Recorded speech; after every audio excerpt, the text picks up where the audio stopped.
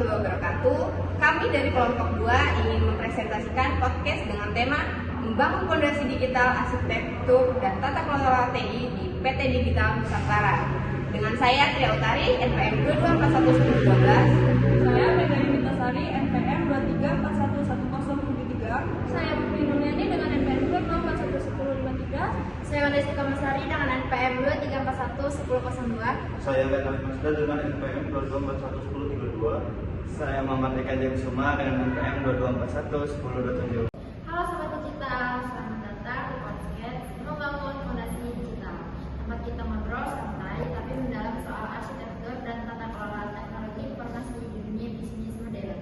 Hari ini kita akan membahas bagaimana PT Digital Nusantara membangun sistem TI yang kuat dan selaras dengan strategi bisnis mereka. Ada Rian Sam, arsitektur digital, Eka Supakar tata kelola, Lia yang ahli strategi bisnis, Yuni pengguru tren teknologi, dan Ria praktis lapangan kita. Oke, kita mulai dari Rian dulu ya. Rian sebagai enterprise arsitektur, gimana sih peran arsitektur TI dalam membangun transformasi digital di masa modern? Nah, sebelumnya untuk perannya itu kayak untuk peta jalan digital untuk sebuah perusahaan di tempat kami, misalnya untuk PT Digital Nusantara.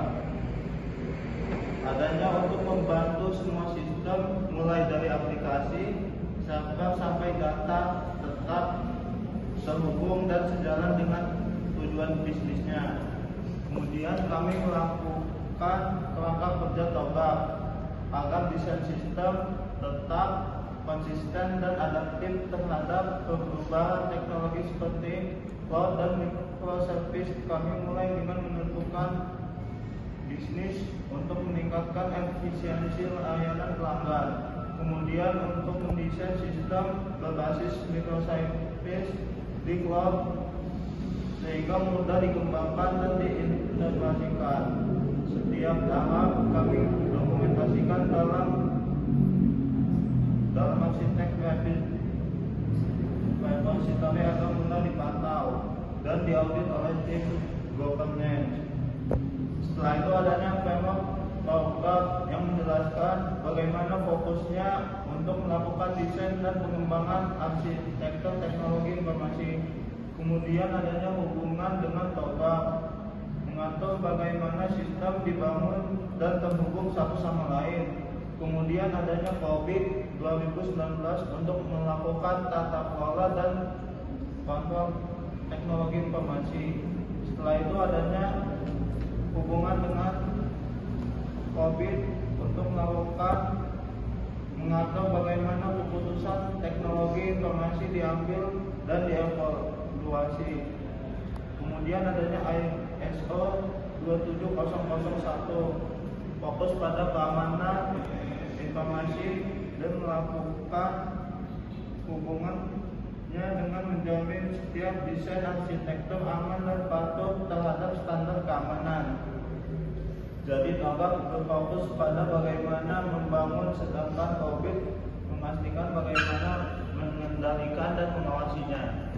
Oh, berarti nggak cuma tentang teknologi ya, tapi juga tentang strategi bisnis. Iya, betul banget. Nah, arsitektur TI itu jembatan antara strategi bisnis dan implementasi teknisnya. Kalau nggak sejalan, hasilnya bisa tumpang tindih dan baru sumber dayanya. Dan disinilah governance masuk. Tata kelola memastikan semua keputusan TI itu punya dasar kebijakan yang jelas, sesuai standar seperti COVID 2019 dan ISO 27001 supaya nggak ada risiko keamanan yang lolos. Oke, sekarang kita ke Eka sang tren forecaster. Ada tren menarik apa di dunia TI akhir-akhir ini? Oke, benar banget. Real, salah satunya integrasi AI, artificial intelligence dalam pengambilan keputusan bisnis dan tata kelola.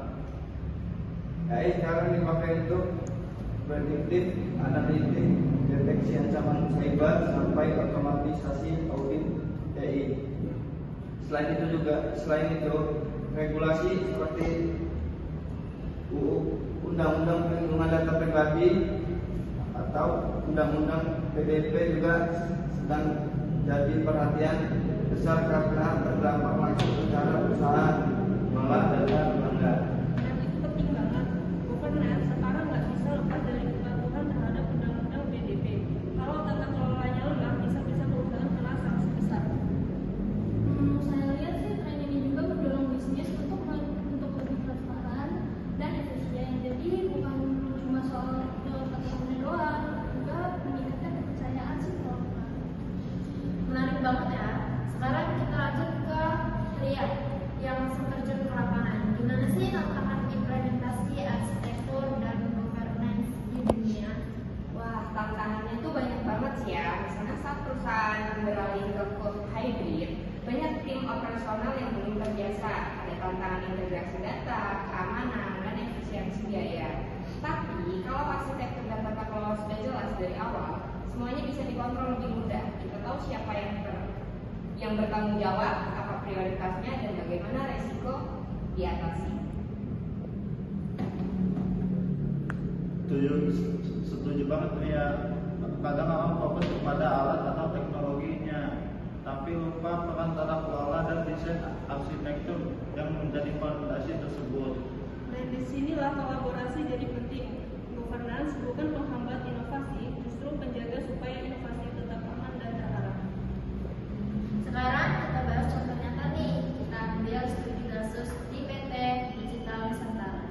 Dia bagaimana perusahaan ini menyelaraskan strategi bisnis dengan TI. di PT Digital Nusantara ini punya misi untuk perusahaan berbasis data. Jadi semua keputusan bisnis didukung analitik, real time.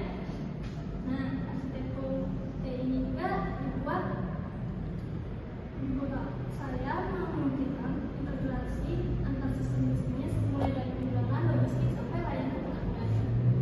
Kami pakai pendekatan microservice supaya setiap unit bisnis bisa berinovasi tanpa ganggu sistem utama, jadi lebih fleksibel dan skalabilitas.